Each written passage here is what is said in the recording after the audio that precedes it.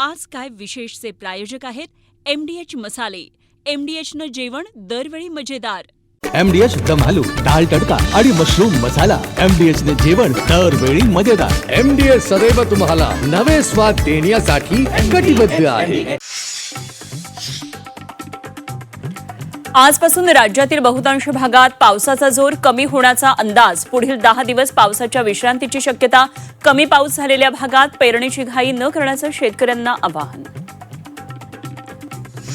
मुंबईत तिन्ही रेल्वेचा लेट मार्क. मध्य रेल्वेची वाहतूक अर्धा ते 1 तास तर हार्बर रेल्वे 50 मिनिटं उशिरानं. पश्चिम रेल्वेचाही लेट मार्क.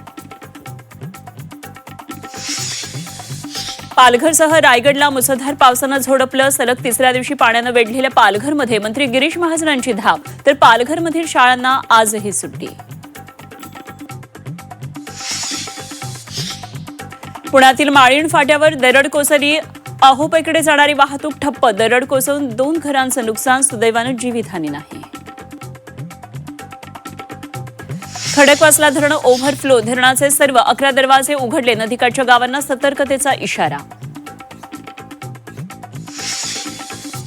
मुंबईच्या धरण क्षेत्रात मुसळधार पाऊस. विहार तलाव ओव्हरफ्लो. इतर धरणांच्या पाणी पातळीतही वाढ. नर्मदेतून महाराष्ट्राला 10 TMC पाणी मिळणार. दिल्लीमध्ये केंद्रीय गृहमंत्री अमित शहांच्या बैठकीत निर्णय. उकाई धरणातील 5 TMC पाण्याचा उत्तर महाराष्ट्रातील जिल्ह्यांना फायदा होणार. सीमा प्रश्नी आज विधान भवनात बैठक. मुख्यमंत्री देवेंद्र फडणवीसांच्या अध्यक्षतेखाली बैठकीचं आयोजन. शरद पवार उपस्थित राहण्याची शक्यता. मातोश्रीवरील बैठकीला परभणीचे आमदार राहुल पाटील गैरहजर. घरी कार्यक्रम असल्यानं गैरहजर असल्याची माहिती. अधिवेशनाच्या शेवटच्या 3 दिवसात सरकारला घेरा. बैठकीत ठाकरेंचे आदेश. संतश्रेष्ठ ज्ञानेश्वर महाराजांच्या पालखीचं आज प्रस्थान. दुपारी 3 वाजल्यापासून मर्यादित संख्येत पार पडणार प्रस्थान सोहळा तर देहूतून तुकोबऱ्यांची पालखी मार्गस्थ. अर्जेंटिनाचा इजिप्तवर थरारक विजय. इजिप्तच्या तोंडचा घास हिसकावत लिओनेल मेसीच्या अर्जेंटिनानं मारली बाजी.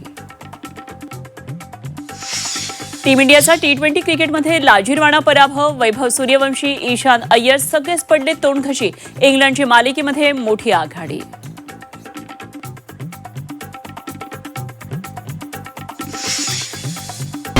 नमस्कार, मी अनुपमा खानविलकर. आपण पाहताय झी 24 तास. आज काय विशेष या बातमीपत्रामध्ये आपल्या सर्वांचं स्वागत. आज काय विशेष या बातमीपत्रामध्ये आपण सुरुवातीला पाहूया आज लक्ष वेधून करणाऱ्या 3 महत्त्वाच्या बातम्या.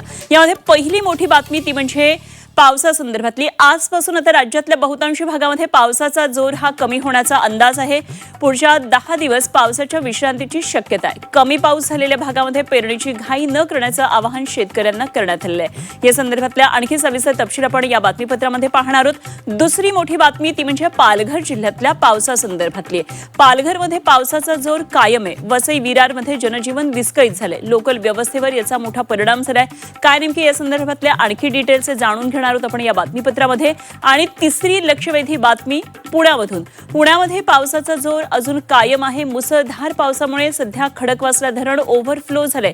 उत्तर पुणे जिल्ह्यामध्ये ढगफुटी सदृश्य पाऊस झालाय. अनेक गावांमधले मुख्य रस्ते सध्या पाण्याखाली गेलेत. त्यामुळे पुणे ग्रामीण भागातलं चित्र नेमकं काय आहे, पुणे शहरामध्ये काय परिस्थिती आहे, या बातमीपत्रामध्ये आपण याचे तपशील जाणून घेणार आहोत. तर या 3 महत्त्वाच्या बातम्यांवर आपलं लक्ष आहेच. त्याशिवाय राज्यामध्ये आणखी काही महत्त्वाच्या घडामोडी आज घडतात त्यावर सुद्धा आपलं लक्ष आहे. आणि यासाठी आमचे काही रिपोर्टर्स सध्या आपल्याबरोबर जोडले जातात आणि त्यांच्याबरोबर आपण आणखी सविस्तर चर्चा करूया, तपशील जाणून घेऊया. सगळ्यात पहिल्यांदा पुण्यामधून खडकवासला धरण सध्या ओव्हरफ्लो झालंय. ग्रामीण भागामध्ये नेमक्या पावसाने काय स्थिती केलेली आहे जाणून घेणार आहोत. आमचे पुण्यातले प्रतिनिधी निलेश खरमरे आपल्याबरोबर जोडले गेलेत. निलेशकडून या संदर्भातले तपशील जाणून घेऊया. पावसाची नाशिकमधून काय अपडेट आहे जाणून घेऊया. कारण पावसाचा आज ऑरेंज अलर्ट नाशिकमध्ये आहे. त्र्यंबकेश्वरमध्ये सध्या प्रचंड हाल झालेले आहेत. पावसानं संपूर्ण त्र्यंबकेश्वर नगरीमध्ये मोठ्या प्रमाणात पाण्याचा प्रवाह दिसतोय. काय नेमकी नाशिकमधली स्थिती आपण जाणून घेणार आहोत आणि आमचे प्रतिनिधी त्यासाठी योगेश खरे, सागर गायकवाड आपल्याबरोबर जोडले जातात.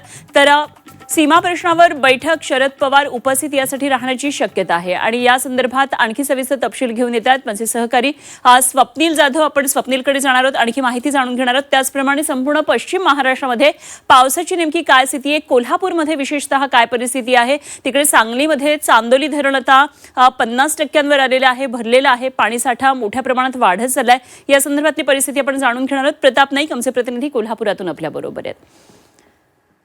आणि आता सविस्तर बातम्यांची सुरुवात करूया. मोठ्या बातमीनं, ही बातमी नाशिकमधून आहे. गोदाघाट परिसरामध्ये सध्या पाण्याच्या पातळीमध्ये वाढ झाली आहे. मारुतीच्या गुडघ्यापर्यंत, दुतोंड्या मारुतीच्या गुडघ्यापर्यंत आता पाणी आलेलं आहे. अनेक छोटी मंदिरं या ठिकाणी आता पाण्याखाली गेल्याचं पाहायला मिळतंय. नाशिकमध्ये आज आणि उद्या पावसाचा अलर्ट आहे. गोदाघाट परिसरात सध्या पाण्याच्या पातळीमध्ये वाढ होताना दिसते आणि मारुतीच्या गुडघ्यापर्यंत पाणी आलंय. कालपासून पावसाची संततधार नाशिकमध्ये सुरू झालेली आहे. रामकुंड परिसरामध्ये अनेक छोटी मंदिरं आहेत, ती सध्या पाण्याखाली गेली आहेत. आज आणि उद्या नाशिकमध्ये पावसाचा अलर्ट देण्यात आलेला आहे. तर पुढचे 3 तास आता नाशिककरांसाठी महत्त्वाचे आहेत, कारण पावसाचा ऑरेंज अलर्ट नाशिकमध्ये आहे. मुसळधार पावसाचा इशारा नाशिकमध्ये दिलाय. ताशी 50 ते 60 किलोमीटर वेगानं वारेही वाहणार आहेत. त्यामुळे नाशिककरांसाठी पुढचे 3 तास हे अत्यंत महत्त्वाचे असणार आहेत. एकतर मुसळधार पाऊस आणि त्याचप्रमाणे ऑरेंज अलर्टनुसार हा मुसळधार पाऊस आणि वेगानं वारे सुद्धा वाहणार आहेत. त्यामुळे निश्चितच नाशिककरांनी सतर्कता बाळगावी. काल खरं तर एक खूप मोठा धोका नाशिकवर होता. ढगफुटी सदृश पाऊस कोसळेल असा अंदाज होता, मात्र हा धोका टळला. आता मात्र ऑरेंज अलर्ट आहे. मुसळधार पाऊस नाशिकमध्ये होण्याची शक्यता आहे. काय नेमकी नाशिकमधली सगळी पावसाची परिस्थिती आहे जाणून घेणार आहोत. आमचे प्रतिनिधी सागर गायकवाड आपल्याबरोबर जोडले गेलेले आहेत गोदाघाटावरून थेट. सागर, सध्या दुतोंड्या मारुतीच्या पाणी आणखी वर आलेलं कमरेपर्यंत आलेलं दिसतं आहे, त्यामुळे पावसाचा जोर वाढलेला आहे हे निश्चित आहे. काय नेमकी सगळी मुसळधार पावसाची परिस्थिती आहे? नक्कीच, खरं तर कालपासूनच नाशिकला हा पावसाचा अलर्ट देण्यात आलेला होता आणि यानंतर बघितलं तर नाशिकमध्ये जोरदार पाऊस सुरू झालेला आहे. ठिकठिकाणी पाणी साचलेलं आहे. मी आता नाशिकच्या रामकुंड परिसरामध्ये इथे जर बघितलं तर आता रामकुंड परिसरातले हे सगळे छोटे मोठे मंदिरं जे आहेत ते पाण्याखाली गेल्याचं आपल्याला पाहायला मिळतंय. खरं तर दुतोंड्या मारुती जो पुराचं मापदंड म्हणून म्हणजे पुराची ओळख म्हणून ओळख असलेल्या ह्या दुतोंड्या मारुतीच्या थेट आता कमरेपर्यंत पाणी येऊन पोहोचलेलं आहे. काहीच वेळापूर्वी हे पाणी गुडघ्यापर्यंत होतं आणि अर्धा तासाच्या सुमारास हेच पाणी जे आहे आता ते कमरेपर्यंत येऊन पोहोचलेलं आहे. म्हणून गोदावरीला पूरसदृश्य परिस्थिती निर्माण झाल्याचं चित्र आता पाहायला मिळतं आहे. खरं तर गेल्या 3 ते 4 तासापासून नाशिक शहरासह परिसरामध्ये मुसळधार पाऊस सुरू आहे आणि यामुळे संपूर्ण नाशिक शहरात पाणी साचल्याचं चित्र पाहायला मिळतं आहे. तर गोदावरी नदीला पूर देखील आल्याचं पाहायला मिळतं आहे. या दृश्यांमध्ये आपण बघू शकतो की ह्या पुराची जी तीव्रता आहे ती किती मोठ्या प्रमाणात वाढताना पाहायला मिळते. खरं तर ही परिस्थिती पाऊस आल्यानंतर गंगापूर धरणातून पाणी सोडल्यानंतर ही परिस्थिती निर्माण होते. मात्र ही परिस्थिती आता तशी नाही आहे, कारण गंगापूर धरणामध्ये खरं तर पाण्यासाठ्यामध्ये वाढ होताना पाहायला मिळते. मात्र गंगापूर धरणातून पाणी सोडलेलं नाही आहे. हे सगळं जे पाणी आहे हे पावसाचं पाणी जे आजूबाजूच्या साठून हे गोदावरी पात्रामध्ये आलेल्याचं पाणी आपल्याला पाहायला मिळते आणि या पाण्यामुळे सध्या आता गोदावरीला पूर आल्याचं चित्र पाहायला मिळतं. यामुळे नदीकाठचे गाव आहे त्यांना प्रशासनाने सतर्कतेचा इशारा देण्यात आलेला आहे. त्याचबरोबर इगतपुरी असेल, त्याचबरोबर ती त्र्यंबकेश्वर असेल, या ठिकाणी मोठ्या प्रमाणात पाऊस सुरू आहे. खरं तर काल ढगफुटीचा इशारा देण्यात आलेला होता, मात्र ढगफुटी झाली नसली तरी पाऊस जो आहे तो मोठ्या प्रमाणात येताना पाहायला मिळतोय. यामुळे आता सध्या परिस्थिती जर बघितली तर सकाळपासूनच मोठ्या प्रमाणात पाऊस पडतोय. यामुळे नाशिकच्या सखल भागामध्ये पाणी साचताना पाहायला मिळतंय. प्रशासनाकडून देखील या पद्धतीचं आवाहन करण्यात येत आहे की जर महत्त्वाचं काम असेल तरच घरातून बाहेर पडावं, कारण अनेक ठिकाणी पाणी साचलेलं आहे. वाहनधारकांना देखील तारेवरची कसरत करत प्रवास करताना पाहायला मिळतोय. जीवितहानी होऊ नये यासाठी प्रशासन सतर्क मोडवरती आल्याचं चित्र पाहायला मिळतंय. निश्चितच प्रशासनाबरोबर नागरिकांनी सतर्कता बाळगणं गरजेचं आहे. नसतं धाडस करू नये असं खरं तर प्रशासनातर्फे सांगण्यात येत आहे. सागर, एकंदरीतच या सगळ्या परिस्थिती दाखवल्याबद्दल धन्यवाद. दिलेल्या सगळ्या सविस्तर माहितीसाठी आणि वेळोवेळी तुमच्याकडे येऊन आणखी ताजी अपडेट निश्चितच नाशिकमधून जाणून घेत राहू. तुर्तास धन्यवाद दिलेल्या माहितीसाठी. सागर गायकवाड आमचे प्रतिनिधी आपल्या बरोबर होते. तर नाशिकमधल्या धरणांची स्थिती सुद्धा आपण एकदा पाहूया. नाशिकमध्ये मुसळधार पावसाची हजेरी आहे, त्यामुळे आंबोली परिसरात परिसरामध्ये सर्वाधिक पावसाची नोंद झाली आहे आणि पावसामुळे धरणांच्या पाणीसाठ्यामध्ये वाढ झाली आहे. नाशिकला आज पावसाचा ऑरेंज अलर्ट आहे, त्यामुळे पुढच्या काळामध्ये धरणांमध्ये पाणीसाठ्यात आणखी वाढ होईल हा अंदाज आहे. सर्वाधिक पाऊस आता सध्या आंबोली भागामध्ये पडतोय. पावसामुळे धरणांच्या पाणीसाठ्यामध्ये मोठी वाढ होताना पाहायला मिळते. नाशिकमध्ये मुसळधार पाऊस आहे, ऑरेंज अलर्ट आहे. एकदा आपण पाहूया नाशिकमध्ये धरणांची नेमकी स्थिती काय येते. तर पाणीसाठ्यामध्ये सध्या वाढ होताना दिसतीये. आंबोली 224, इगतपुरीमध्ये 205, त्र्यंबकेश्वरमध्ये 148, गोदावरी परिसरामध्ये 121 मिलीमीटर पाऊस झाला. नाशिक शहरामध्ये 88 मिलीमीटर पाऊस झाला. नाशिकमधले मुसळधार पावसाची स्थिती आपण पाहतोय. वेगवेगळ्या भागांमध्ये किती मोठा पाऊस झाला तर आंबोलीमध्ये सर्वाधिक 224 मिलीमीटर पावसाची नोंद झाली आहे. इगतपुरीमध्ये 204 मिलीमीटर पावसाची नोंद झाली आहे, तर 205 मिलीमीटर पावसाची नोंद झाली आहे. अशा प्रकारे आज नाशिकला आज आणि उद्या 2 दिवस हा ऑरेंज अलर्ट असणार आहे आणि त्यावेळी धरणांमधल्या पाणीसाठ्यामध्ये सुद्धा वाढ होताना पाहायला मिळते. आणि आता नाशिक नंतर आपण येऊया पालघरमध्ये आज पावसाचा ऑरेंज अलर्ट आहे. शाळा महाविद्यालयांना त्यामुळे आता सुट्टी जाहीर करण्यात आली आहे. विद्यार्थ्यांच्या सुरक्षिततेसाठी प्रशासनानं हा निर्णय घेतलेला आहे. जिल्ह्यातल्या सर्व शाळा महाविद्यालयांना सुट्टी देण्यात आलेली आहे. खबरदारीचा उपाय म्हणून शाळांना सुट्टी जाहीर केलेली आहे. विद्यार्थ्यांच्या सुरक्षिततेसाठी हा निर्णय घेण्यात आलेला आहे. काय नेमकी पालघरमधली परिस्थिती आहे, आमचे प्रतिनिधी हर्षद पाटील आपल्याबरोबर आहेत. जाणून घेऊया आपण त्यांच्याकडून काय पालघरची पावसाची स्थिती आहे. हर्षद, एकंदरीतच मोठ्या प्रमाणामध्ये पालघरमध्ये पाऊस पडतो आहे. रस्त्यांवर पाणी साचलेलं आहे आणि विद्यार्थ्यांचे हाल होऊ नयेत यासाठी आज पालघरमध्ये शाळांना सुट्टी देण्यात आल्याचं पुढे येतं आहे. प्रशासनातर्फे काळजी घेण्यात येते. काय नेमकी सगळी परिस्थिती आहे हर्षद या संदर्भातली? आज पालघरमध्ये पुन्हा हवामान खात्यानं ऑरेंज अलर्ट जाहीर केलाय आणि त्या पार्श्वभूमीवर पालघरमधल्या सर्व शाळांना महाविद्यालयांना प्रशासनानं सुट्टी जाहीर केलेली आहे. त्याचप्रमाणे प्रशासनानं नागरिकांना सतर्क राहण्याचे आदेश सुद्धा दिलेले आहेत. आपण जर पाहिलं तर सकाळपासूनच पालघरच्या प्रत्येक भागामध्ये पावसाची रिमझिम पाहायला मिळते. पावसाचा जोर वाढण्याची शक्यता आहे आणि त्याच पार्श्वभूमीवर आपण जर पाहिलं तर पालघरच्या ग्रामीण भागामध्ये मोठ्या प्रमाणात पाऊस सध्या पडतोय.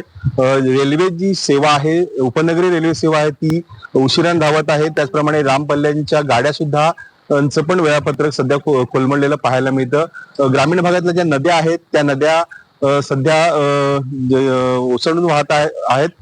पूरस्थिती नसली तरी पुराची पातळी मात्र त्या नद्यांनी गाठलेली आहे.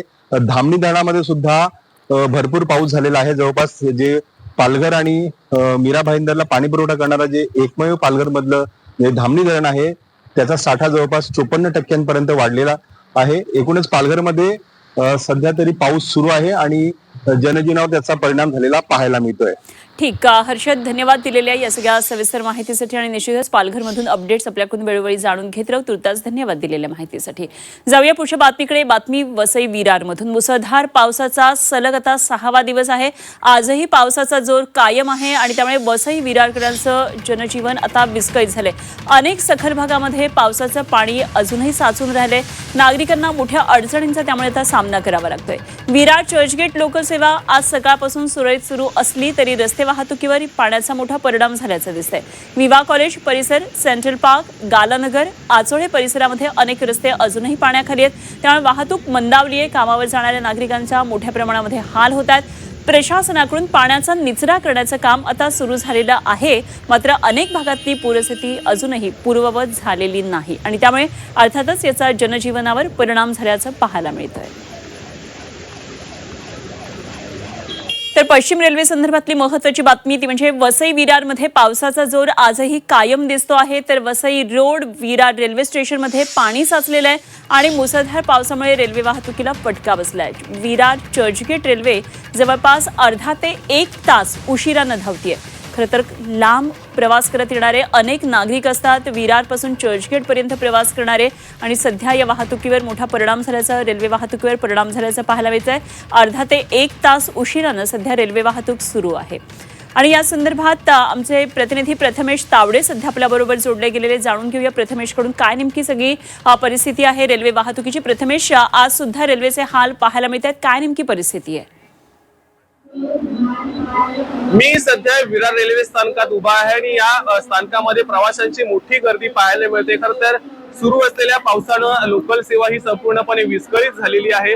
लोकल सेवा जरी विरार चर्चगेट सुरू असली तरी या धीम्या मार्गाने रेल्वे धावतायत, कारण पावसाच्या मुळे अनेक रेल्वे रुळांवरती पाणी साचलेलं आहे। आपण पाहिलं असेल काल जी वसई आणि चर्चगेट पर्यंतच ही लोकल सेवा सुरू होती। वसईच्या पुढे नागरिकांना येणं फार कठीण जात होतं। अखेर लोकांनी रेल्वे रुळावरून चालत प्रवास करत आपलं घर गाठलेलं आहे आणि आता सरकारनंतर जी रेल्वे सुरू झालेली आहे त्यामुळे प्रवाशांना दिलासा मिळालेला आहे। मात्र लोकल सेवा ही लेट आहे, अर्ध्या ते 1 तासाने ट्रेन उशिरा धावतात, त्यामुळे आपलं कामाचं ठिकाण गाठणं नोकरदार वर्गाला फार कठीण जाते आणि त्यामुळे रेल्वे स्थानकामध्ये मोठी गर्दी पाहायला मिळते।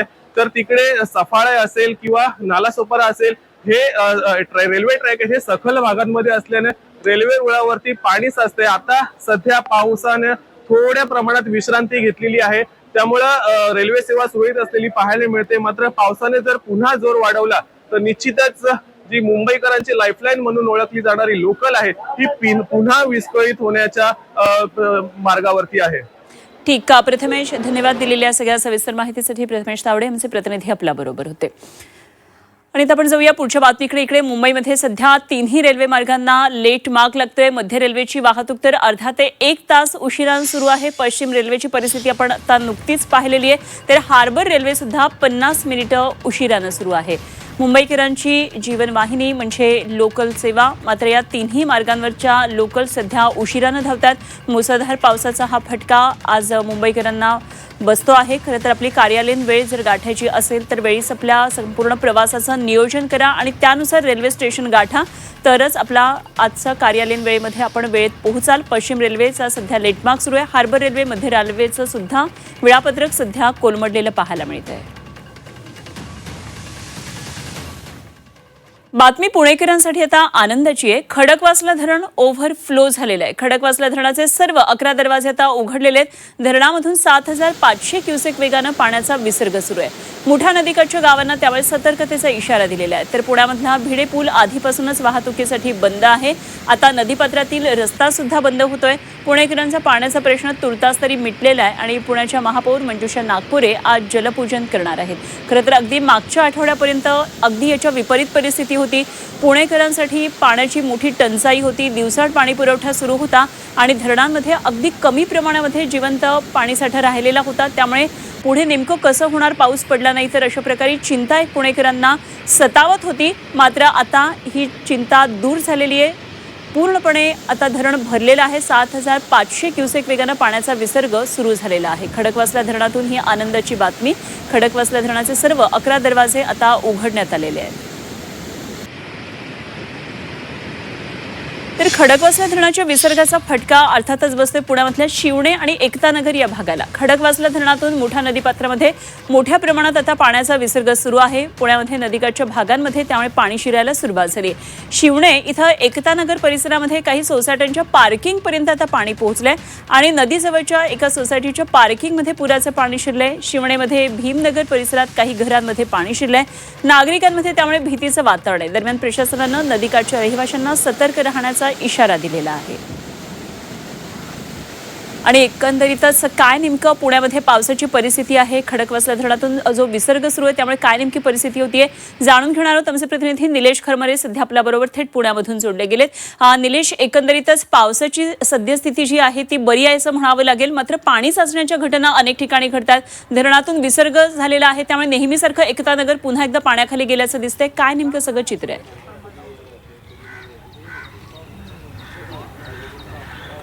अनुपमा, जर बघितला हा जो पाऊस आहे तो विशेष करून घाट माथ्यांवर पडताना आपल्याला पाहायला मिळतोय। भोर असेल, वेल्हा असेल, मुळशी असेल या परिसरामध्ये हा पाऊस आहे तो सातत्याने बरसतोय। आज जर बघितलं तर हा पाऊस जो आहे तो आता उत्तर पुणेकडं सरकलेला आपल्याला पाहायला मिळतो। उत्तर पुणेमधलं जे चाकण असेल, आंबेगाव असेल, राजगुरुनगर, जुन्नर असेल या ठिकाणी आज जो पाऊस आहे तो जवळपास 150 मिलीमीटरच्या वर पाऊस झाल्याची माहिती या ठिकाणी मिळते। एवढंच नव्हे तर जे माळीण दुर्घटना झाली होती त्या गावामध्येही आज दरड कोसळण्याच्या घटना ज्या आहेत त्या समोर आलेल्या पाहायला मिळत आहेत। चाकणमध्ये पण पाणी आहे ते मोठ्या प्रमाणात शिरलेलं आपल्याला पाहायला मिळत आहे। पुणे नाशिक जो हायवे आहे तो आता त्या ठिकाणी ठप्प झाल्याची माहिती या ठिकाणी मिळते। पुण्यामध्ये जर सांगायचं झालं तर पुण्यामध्ये एकता नगर असेल, खिलारीवाडी असेल या परिसरामध्ये सुद्धा पाणी जे आहे ते मोठ्या प्रमाणात शिरलेलं आपल्याला पाहायला मिळतात.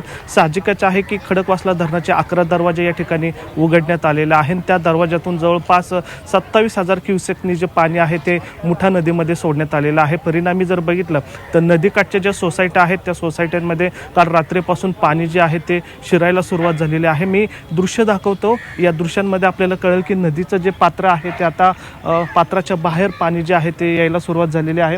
आणि ह्या नदीकाठच्या ज्या सोसायटी आहेत, एकतानगर झालं, खिलारीवाडी झाली असेल, या सोसायटींमध्ये जवळपास 1 फुटापर्यंत पाणी जे आहे ते या ठिकाणी गेलेलं आपल्याला पाहायला मिळतंय. एकूणच जर बघितलं तर या सोसायट्या आहेत किंवा ज्या वस्त्या आहेत त्या वस्तींमध्ये हे पाणी शिरलेलं आहे.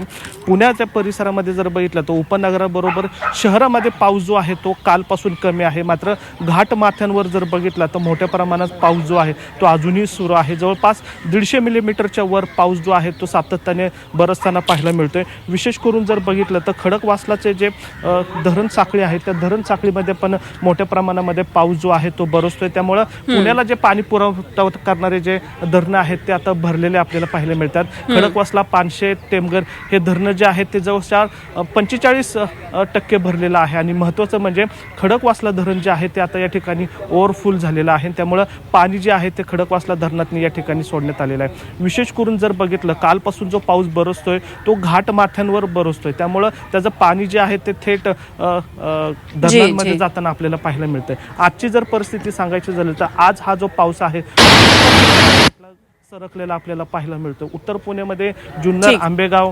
राजगुरुनगर या परिसरामध्ये मोठ्या प्रमाणात काल रात्री पाऊस झालेला आहे आणि त्या ठिकाणचं जनजीवन जे आहे ते विस्कळीत झालेलं ठीक आहे. निश्चितच पुण्यातल्या ग्रामीण भागामध्ये आता पावसाचा जोर वाढताना आपल्याला पाहायला मिळतोय. मात्र अर्थातच खडकवासला धरणातून विसर्ग सुरू झाल्यामुळे आता नदीकाठच्या गावांना सतर्कतेचा इशारा दिलाय. निलेश, धन्यवाद दिलेल्या सगळ्या सविस्तर माहितीसाठी. वेळोवेळी अपडेट्स आपल्याकडून जाणून घेत राहू. जाऊया पुढच्या बातमीकडे. बातमी नाशिकमधून. नाशिकच्या रामवाडीमध्ये स्कूल व्हॅन पाण्यामध्ये अडकली आणि महापालिकेची घंटा गाडी देखील पाण्यामध्ये अडकली आहे. पाण्यामुळे खड्डा दिसला नाही आणि ही वाहनं अडकलेली आहेत. दोन्ही वाहनं बाहेर काढण्याचे सध्या प्रयत्न सुरू झालेले आहेत. नाशिकमधून ही बातमी येते. रामवाडी परिसरामध्ये एक स्कूल व्हॅन पाण्यामध्ये अडकली. त्याचबरोबर महापालिकेची एक घंटा गाडी सुद्धा या पाण्यामध्ये अडकल्याचं चित्र पाहायला मिळते. आपण पाहतोय नाशिकमध्ये सध्या पावसाचा धुमाकूळ, मोठ्या प्रमाणामध्ये पाऊस बरसतोय आणि अशावेळी एक रस्त्यावर खड्डा मोठा पडलेला आहे आणि या खड्ड्यामध्ये अशा प्रकारे एक स्कूल व्हॅन अडकलेली आहे. आणि त्याचबरोबर एक महापालिकेची घंटा गाडी सुद्धा आहे, तीही अडकल्याचं पाहायला मिळतं आहे. या ठिकाणी आता या गाड्यांना बाहेर काढण्याचे प्रयत्न सुरू झालेले आहेत.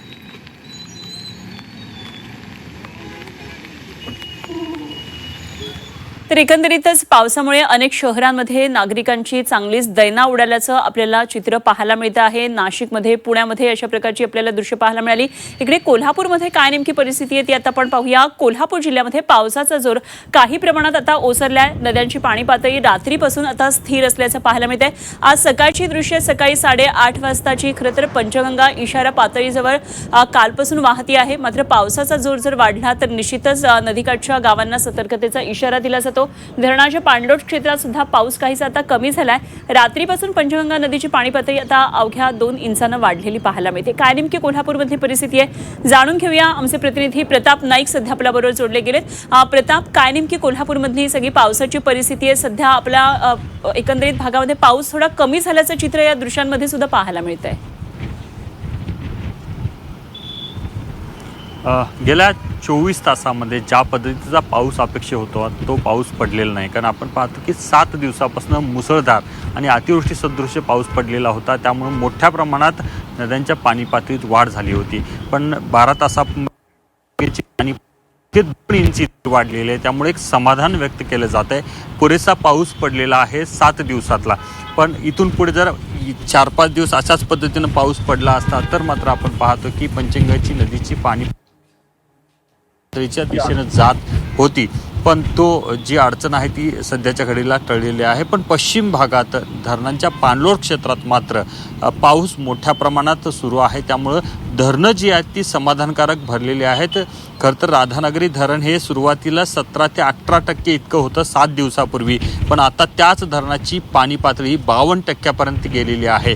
सांगली जिल्ह्यामध्ये देखील अशाच प्रकारची परिस्थिती आहे. वारणा धरण देखील त्या ठिकाणी आपण पाहतो की मोठ्या प्रमाणात भरताना दिसते. त्यामुळे समाधान व्यक्त केलं जाते. पण पावसाची उघडीप ही देखील समाधान देणारी गोष्ट आहे. कारण अचानक पाऊस सुरू झाला, बळीराजा या पावसाची वाट पाहत होता, पण त्याला पेरणी करण्यासाठी वेळ मिळालेला नव्हता. पण आता जी उघडीप दिलेली आहे ती बळीराजासाठी खूप महत्त्वाची आहे. पण इथून पुढच्या काळामध्ये पेरणी करताना काळजी घ्या, अशा प्रकारचं आवाहन हवामान खात्याने केलेलं आहे. त्यामुळे बळीराजा ही काळजी घेऊनच आपली पेरणी करेल. पण दुसरीकडे मात्र आपण जर पाहिलं, सध्याची पंचगंगेची पाणी पातळी जी आहे ती 36 फूट 6 इंच आहे. त्याच्यामुळे अनेक मार्गावर आजही आपण पाहतो की पाणी मोठ्या प्रमाणात आहे. त्यामुळे त्या ठिकाणची वाहतूक जी आहे ती वेगळ्या मार्गाने वळवण्यात आलेली आहे. 60 बंधारे अद्याप पाण्याखाली आहेत. संत गतीनं पाणी वाढते, पण पंचगंगेची जी पाणी पातळी आहे ती इशारा पातळीकडे अद्यापही सुरू आहे. ठीक, प्रताप, धन्यवाद दिलेल्या या सगळ्या सविस्तर माहितीसाठी. मात्र एकंदरीतच कोल्हापूरमधून ही दिलासादायक बातमी आहे. पावसानं उघडीप दिली आहे, त्यामुळे आता शेतकऱ्यांना त्यांच्या सगळ्या शेती कामांना वेग येणार आहे. धन्यवाद दिलेल्या या माहितीसाठी. प्रताप नाईक आमचे प्रतिनिधी आपल्या बरोबर होते. जाऊया पुढच्या बातमीकडे. बातमी मुंबईमधून आहे. उपनगरांमध्ये पुन्हा एकदा मुसळधार पाऊस आता कोसळू लागलेला आहे. मुंबईत पुढचे काही तास मुसळधार पावसाचा हा इशारा दिलेला आहे. मुंबईतून ही महत्त्वाची बातमी. पुढचे काही तास आता पुन्हा एकदा महत्त्वाचे ठरणार आहेत. मुसळधार पावसाचे हे तास असणार आहेत आणि पुन्हा एकदा मुंबईला हा पावसाचा अलर्ट मिळालेला आहे. गेले काही दिवस सातत्यानं मुंबईमध्ये पाऊस सुरू आहे. खरं तर काल रात्रीपासून थोडी मुंबईमध्ये पावसानं विश्रांती घेतलेली होती. काही उपनगरीय भागामध्ये पाऊस कोसळत होता, मात्र बऱ्यापैकी शहरी भागामध्ये पाऊस हा कमी होता. मात्र आता पुन्हा एकदा पावसानं जोर धरल्याचं पाहायला मिळतंय. वादळी वाऱ्यासह हा पाऊस कोसळताना या दृश्यांमध्ये आपल्याला पाहायला मिळते. मुंबई उपनगरातली काही दृश्य आपण पाहतोय. मुसळधार पाऊस, तीव्र वेगानं वारे वाहता आहेत आणि पुढचे काही तास उपनगरांमध्ये असंच चित्र आपल्याला पाहायला मिळणार आहे. तर या मुसळधार पावसामुळे अंधेरी सबवे पुन्हा एकदा आता पाण्याखाली गेलाय. सुरक्षिततेच्या कारणासाठी वाहतुकीसह नागरिकांसाठी सुद्धा तात्पुरता सबवे आता बंद ठेवण्यात आलाय. सकाळी गर्दीच्या वेळी सबवे बंद झालाय, त्यामुळे कार्यालयीन कर्मचारी, शाळा, महाविद्यालयातले विद्यार्थी आणि प्रवाशांची गैरसोय झाली आहे. वाहतुकीची कोंडी टाळण्यासाठी आणि सुरक्षित प्रवासासाठी नागरिकांना आणि विद्यार्थ्यांना गोखले पूल मार्गाचा वापर करावा असं आवाहन प्रशासनानं केलेलं आहे.